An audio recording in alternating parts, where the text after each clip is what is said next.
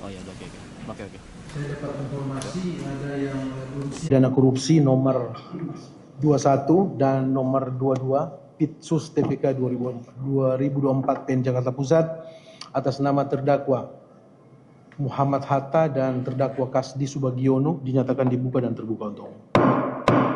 Silakan saudara terdakwa. Muhammad Hatta dan Kasdi Subagiono.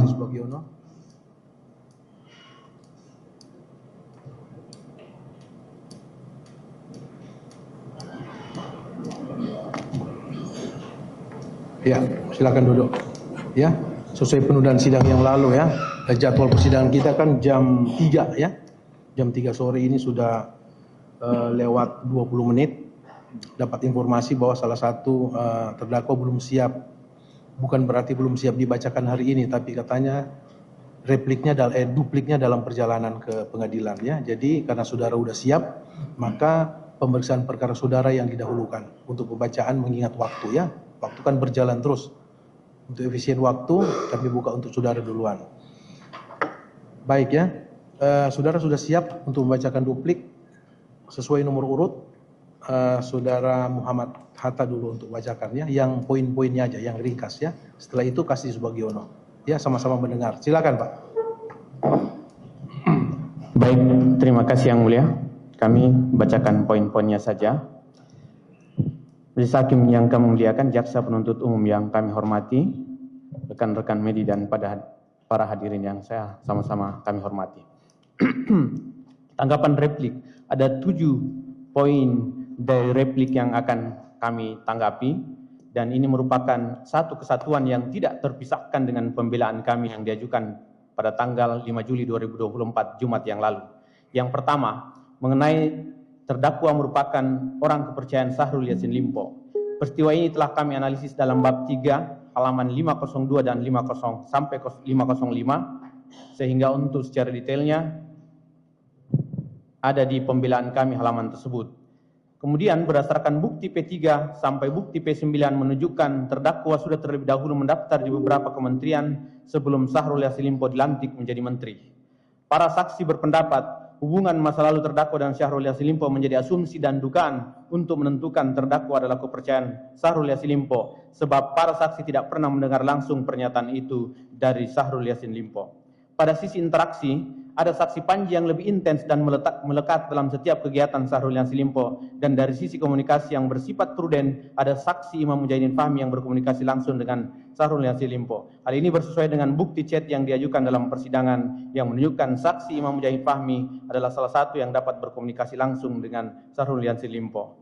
Meskipun demikian, jika terdakwa Muhammad Hatta adalah orang kepercayaan Syahrul Yassin Limpo, tentu harus dihubungkan dengan perbuatan pengumpulan uang. Sebab narasi yang terbangun adalah terdakwa Muhammad Hatta adalah orang kepercayaan yang diperintahkan untuk mengumpulkan uang dari para eselon 1. Namun faktanya narasi demikian ternyata tidak didukung oleh fakta dengan alasan sebagai berikut.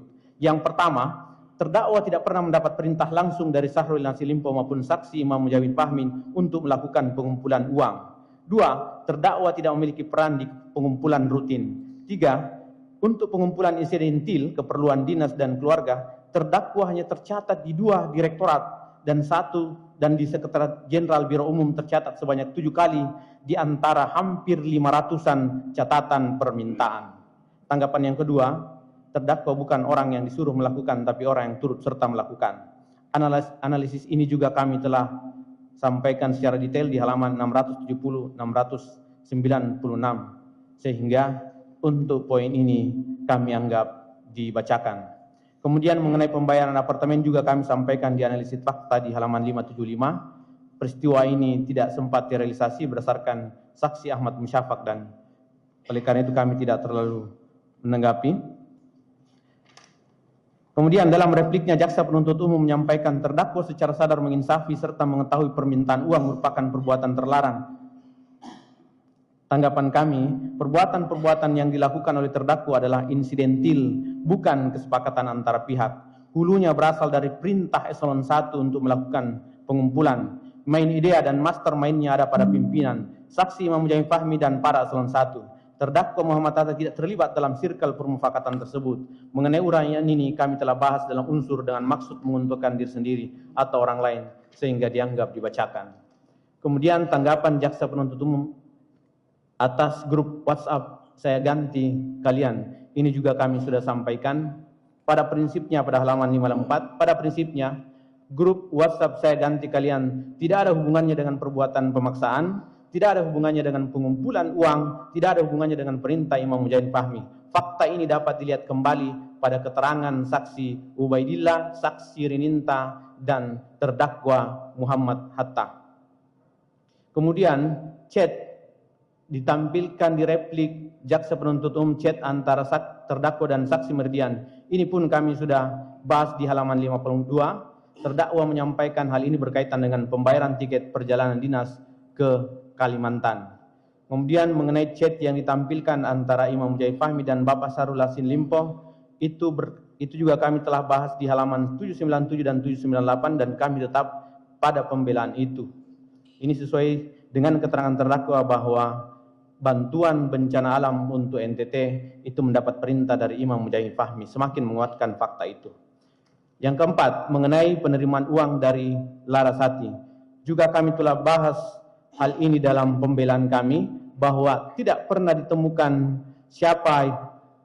ditemukan berdasarkan fakta persidangan siapa yang bernama Larasati. Kami penasihat hukum berulang kali bertanya kepada saksi siapa yang bernama Larasati, apakah stafnya atau tidak, tetapi tidak ada yang mengetahui tentang itu. Tidak ada kwitansi yang ditandatangani oleh Larasati dan tidak ada bukti bahwa uang tersebut telah diserahkan. Dan ini sudah kami bahas di pembelaan kami sehingga kami anggap dibacakan. Kemudian poin kelima, perintah jabatan 51 ayat 1 KUH pidana. Dalam replik jaksa penuntut umum pada pokoknya menyatakan tidak tepat menggunakan pasal 5 ayat 1 KUH pidana, yang tepat adalah pasal 51 ayat 2 KUH pidana. Atas dalil tersebut kami sependapat, sebab dalam uraian pembelaan kami menyatakan terdakwa memenuhi syarat sebagaimana yang diatur dalam pasal 51 ayat 2 KUH pidana, yaitu perintah jabatan yang tidak sah dengan itikat baik. Kemudian mengenai pengembalian kerugian negara, berdasarkan saksi keterangan saksi Edi Eko Sasmito tanggal 15 Mei yang pada pokoknya menyatakan saksi pernah mendengar ada pengembalian kerugian negara 150 juta rupiah di inspektorat karena pembelian aftur oleh Muhammad Hatta. Keterangan ini dapat dilihat di YouTube salah satu media TV pada menit 1 jam 09 di detik 18. Hal ini dibenarkan oleh terdakwa Muhammad Hatta yang pada pokoknya menyatakan pernah mengembalikan kerugian negara atas penggunaan helikopter Direktorat Tanaman Pangan. Dengan demikian, peristiwa mengenai adanya pengembalian ini telah memenuhi 2 orang saksi. Pengembalian ini juga menunjukkan uang yang digunakan adalah uang negara, namun tidak sesuai alokasi anggarannya. Sebab jika menggunakan uang pengumpulan yang ilegal, tentu tidak perlu melakukan pengembalian. Kemudian terakhir, urgensi pemblokiran karena masih proses persidangan. Kami sependapat dengan jaksa penuntut umum karena kami memang meminta permohonan buka blokir itu setelah selesai persidangan ini dan dicantumkan dalam putusan. Kemudian kami anggap bacakan halaman 8 halaman 9. Kemudian bahwa dalam petitum pembelaan kami pada pokoknya menyatakan mengembalikan barang bukti kepada yang berhak. Setelah kami melakukan meneliti surat tuntutan, kami menemukan barang bukti nomor 886 merupakan sertifikat tanah dari rumah yang ditempati oleh terdakwa dan keluarga di Jakarta. Rumah tersebut berstatus jaminan hak tanggungan, sehingga kami menduga sertifikat tersebut disita dari lembaga perbankan. Namun demikian kami mohon agar barang bukti tersebut dikembalikan kepada pihak perbankan, sebab sampai saat ini kami masih membayar kredit atas rumah tersebut. Untuk tidak mengulang alasan kami mengenai barang bukti, maka dalil yang telah diuraikan di pledoi kami menjadi alasan dalam duplik ini. Sebagai penutup, karena ini adalah kesempatan terakhir kami, izinkanlah kami atas nama penasihat hukum terdakwa Muhammad Hatta, yaitu saya Muhammad Tursal, Muhammad Arsyad, Lasaid Sabik, dan Rahmat Setiawan, mohon maaf kepada majelis hakim jika ada tingkah laku yang tak berkenan selama persidangan.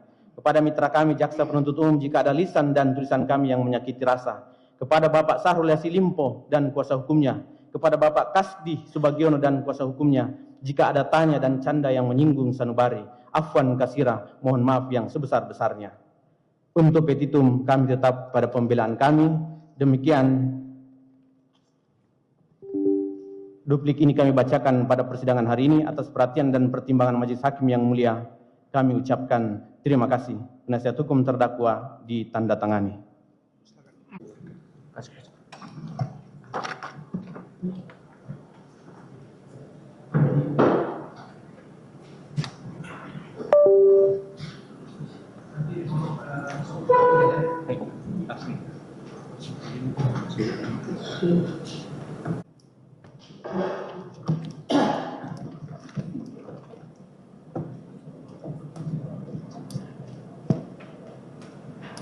Ya, nanti minta soft copy-nya ya, kalau ada ya, soft copy. Ya. Soft copy ya, kasih hari ini ya. Baik, saudara bersabar ya, nanti sampai selesai pembacaan.